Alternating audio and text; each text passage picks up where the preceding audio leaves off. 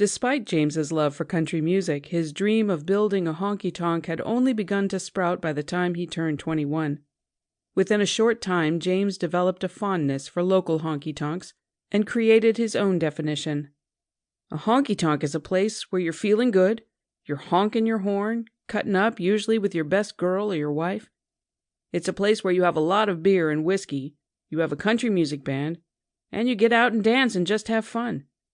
You might get half-loaded drinking beer or alcohol. You get to honk and talk, and pretty soon you're honky-tonkin'. One of James's favorite haunts had been his father's as well, Moosehead Tavern. Its fame grew, less for a fascination about the actual moose head that hung on the wall inside the bar than for its large dance hall. On Saturday nights, patrons could count on a fight. As the evenings grew long and the serious drinking began, James learned to keep away from trouble or from anyone who threw a bottle or a punch. If a fight did happen, it was kind of like on cue. Everybody just kind of stood up.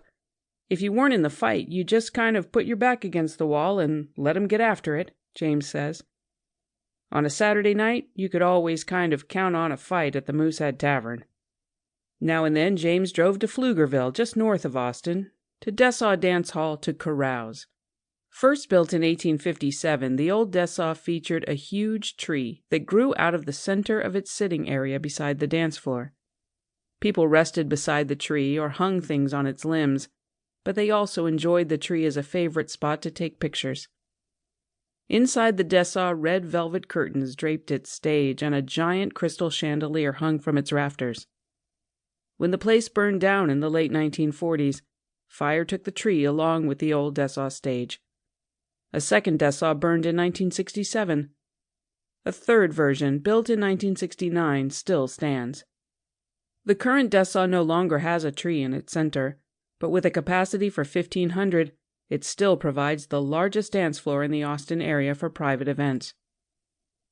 James also frequented Johnny's Place, a bar once located at South First and Barton Springs Road.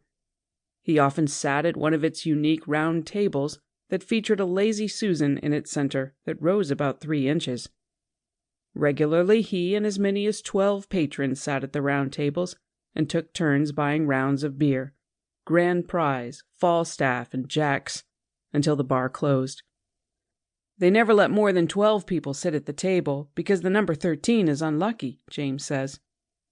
He recalled the exact design of the tables years later when he and his stepfather created furniture for the Broken Spoke, but their smaller tables sit only 8 to 9 people. In the summer of 1958, Bruce Sr. found his son a job in the plastic tooling department of the same airplane manufacturing plant where he had started his career in San Diego.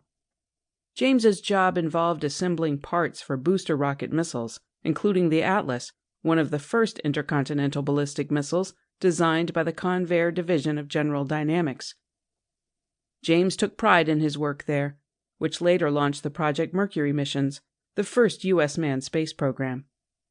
He worked on Atlas missiles likely used to launch Friendship 7, maneuvered by the famous astronaut John Glenn.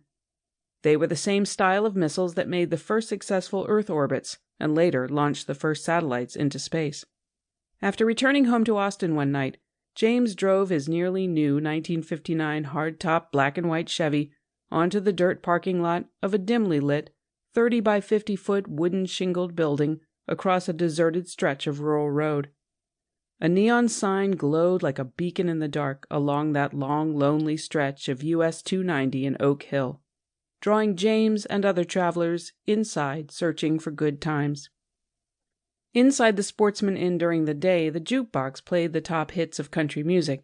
Those melodies would become familiar classics that resonated with James for years to come.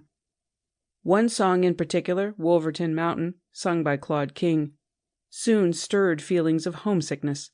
On Saturday nights, a cover charge at the door of the Sportsman's paid for a band. Any sportsman's band often consisted of a 6 or 7-piece ensemble, a piano player, an acoustic guitarist, an upright bass player, a fiddler, a steel guitarist, and a drummer, as well as a lead singer. To keep listening to this audiobook for free, click the link in the description. It will take you to a free Audible trial where you can listen to this and many other books for free for 30 days.